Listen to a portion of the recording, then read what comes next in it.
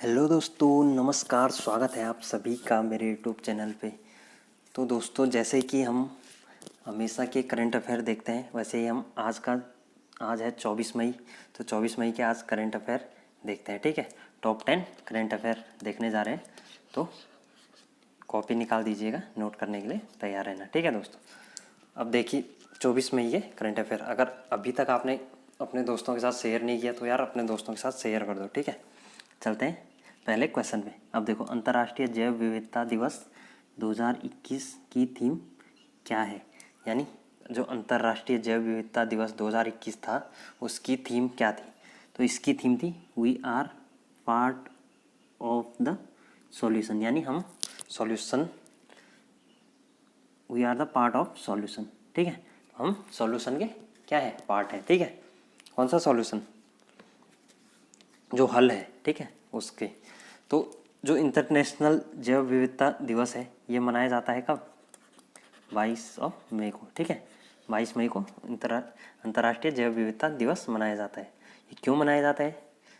यह इसलिए मनाया जाता है क्यों जो कि जानवर हैं या सूक्ष्म जीव हैं, इनकी विस्तृत विविधता शामिल होती है, ठीक है। तो इसको देखने के लिए विस्तृत विविधता की जांच करने के लिए, यानी जो डेटा तैयार होता है कि जानवर हैं, सूक्ष्म जीव हैं, उनकी किस किस प्रकार की प्रजातियां हैं, हमारे आसपास किस प्रकार की हैं, ठीक है। तो इनका डाटा तैयार करने के लिए मेन पर्पज़ यही रहता है इसका, ठीक है। अब देखो, इस साल की थीम तो थी we are a part of the solution, और जो लास्ट ईयर की थीम थी वो क्या थी? लास्ट ईयर थीम यानी 2020 की थीम क्या थी? 2020 की थीम थी आपकी our solution are in nature. Our solution are in nature, ठीक है। तो ये आपकी लास्ट ईयर की 2020 की थीम थी। चलते हैं अगले क्वेश्चन पे, ठीक है दोस्तों। अगला क्वेश्चन आ गया आपका कि प्रसिद्ध पर्यावरणविद और चिपको आंदोलन के प्रणेता सुंदरलाल बहुगुणा का निधन हो गया है। चिपको आंदोलन 1973 में किस राज्य में शुरू हुआ था? तो इसका आंसर आ जाएगा आपका उत्तराखंड, ठीक है। यहाँ पे उत्तर प्रदेश लिखा है, लेकिन ये भी सही माना जा सकता है अगर ऑप्शन में आ सके, क्योंकि 1973 में क्या था? उत्तराखंड जो था वो उत्तर प्रदेश का एक भाग था, ठीक है। तो 1973 में। अब देखो, अब आएगी बात उत्तराखंड। तो उत्तराखंड जो कि कब बना था? उत्तराखंड बना आपका 9 नवंबर 2000 को। उत्तराखंड को राज्य का दर्जा प्राप्त हुआ था, ठीक है। तो 9 नवंबर 2000 को बना, लेकिन चिपको आंदोलन 1973 में शुरू हुआ था। किसके द्वारा शुरू किया गया था? गौरा देवी और उनके साथ और कौन थे? सुंदरलाल बहुगुणा, ठीक है। तो सुंदरलाल बहुगुणा जी भी उनके साथ शामिल थे। अब देखो, जो चिपको आंदोलन था वो इसकी शुरुआत कहाँ से हुई थी? यह हुआ था चमोली जिले के रैणी गांव से, ठीक है। तो जो चमोली जिला था उसके रैणी गांव से इसकी शुरुआत होती है, ठीक है दोस्तों। चलते हैं आगे। अब देखो, उसके बाद आता है अगला कि जो सुंदरलाल बहुगुणा थे इनके कितने साल की उम्र में? तो ये 94 ईयर के थे, ठीक है, यानी 94 साल के थे। तो इनकी इस टाइम पे डेथ हुई है। और 1981 में क्या मिला इनको? 1981 में पद्मश्री से सम्मानित है, ठीक है। और 2009 में पद्म विभूषण, ठीक है। 2009 में पद्म विभूषण से सम्मानित है, ठीक है दोस्तों। चलते हैं नेक्स्ट। अब देखो, अगला क्वेश्चन आ गया आपका कि 2022 फीफा अंडर 17 महिला विश्व कप की मेज़बानी किस देश में की जाएगी? यानी मेज़बानी कौन सी देश करेगा 2022 फीफा अंडर 17 महिला विश्व कप की? यानी जो महिला का है, महिला फीफा वर्ल्ड कप है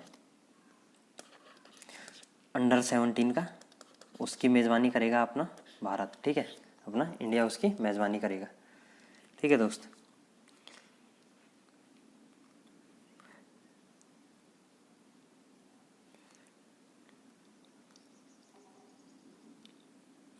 चलते हैं नेक्स्ट। अगला क्वेश्चन आ गया आपका कि वी तेजस्विनी बाई किस खेल से संबंधित है? तो ये है आपकी कबड्डी से संबंधित। चलते हैं नेक्स्ट। अब देखो, किस हॉकी खिलाड़ी को अंतर्राष्ट्रीय हॉकी महासंघ FIH एथलीट समिति के सदस्य के रूप में फिर से नियुक्त किया गया है? यानी कौन से हॉकी खिलाड़ी हैं जो अंतर्राष्ट्रीय हॉकी महासंघ एथलीट के सदस्य के रूप में शामिल किया गया है? तो ये हैं आपके PR श्री राजेश। अब आते हैं PR श्री राजेश, ये क्या थे? ये गोलकीपर थे एक, ठीक है, ये गोलकीपर थे और 2017 में भी इनको चयन किया गया था, ठीक है। अब आते हैं FIH federation of international hockey. तो जो इंटरनेशनल हॉकी ऑर्गेनाइजेशन है, यानी हॉकी का जो हेड क्वार्टर है, ये आ गया आपका लुसाने स्विट्जरलैंड में, ठीक है, स्विट्जरलैंड में। चलते हैं नेक्स्ट अगले क्वेश्चन पे। अगला क्वेश्चन आ गया आपका कि किस केंद्रीय मंत्री ने national mobile monitoring software NMMS app launch किया? पहला क्वेश्चन तो आ गया NMMS का फुल फॉर्म क्या आ गया? नेशनल मोबाइल मॉनिटरिंग सॉफ्टवेयर, ठीक है। तो इस ऐप को लॉन्च किया है आपके केंद्रीय मंत्री कौन? नरेंद्र सिंह तोमर जी ने, ठीक है।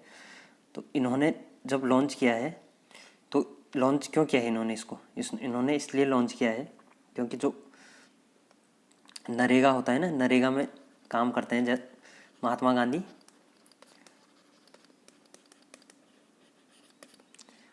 गांधी नरेगा जो कार्यस्थल रहता है, तो कार्यस्थल पर क्या देखना है इसका कि कार्यस्थल पर जो वास्तविक है, वास्तविक व्यक्ति की उपस्थिति, ठीक है, वास्तविक व्यक्ति की उपस्थिति, यानी जो कार्यस्थल है वहाँ पे वास्तविक व्यक्ति की उपस्थिति देखनी है कि वो उपस्थित है या नहीं है, ठीक है दोस्तों। और रमेश पोखरियाल निशंक जी, ये भी हमारे उत्तराखंड के हैं, ठीक है। तो ये क्या है? शिक्षा मंत्री हैं अभी। चलते हैं नेक्स्ट। अगला क्वेश्चन आ गया आपका कि किस राज्य ने कोविड-19 के कारण अनाथ हुए बच्चों के लिए मुख्यमंत्री वात्सल्य योजना शुरू की है? तो मुख्यमंत्री वात्सल्य योजना शुरू की है आपकी उत्तराखंड सरकार ने, ठीक है, यानी उत्तराखंड ने मुख्यमंत्री वात्सल्य योजना शुरू की है कोविड-19 के कारण अनाथ हुए बच्चों के।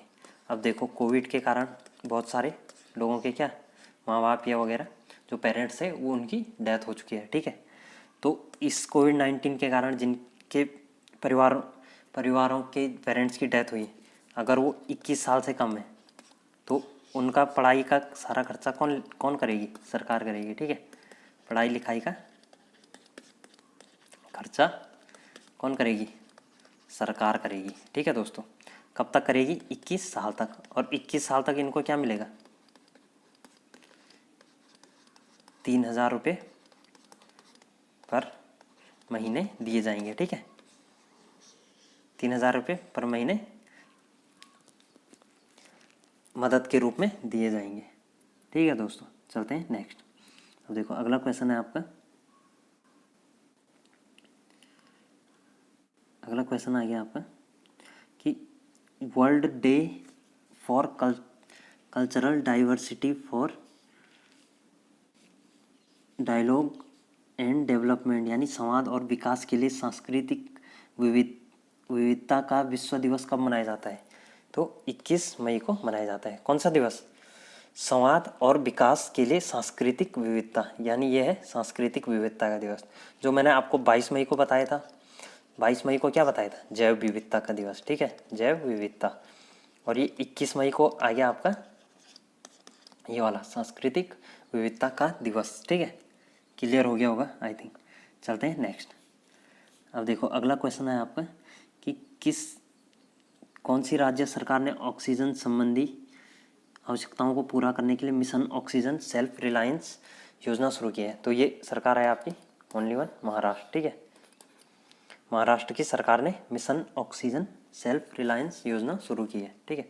हरियाणा की राजधानी होगी आपकी चंडीगढ़, उत्तर प्रदेश की होगी लखनऊ, महाराष्ट्र की होगी मुंबई और राजस्थान की होगी पिंक सिटी जयपुर, ठीक है।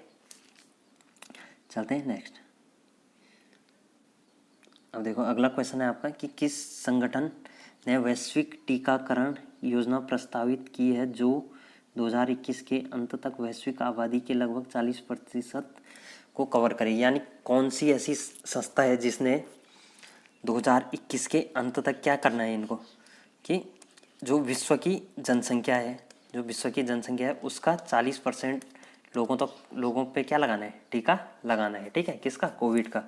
तो यह है आपकी IMF का फुल फॉर्म क्या होता है, इंटरनेशनल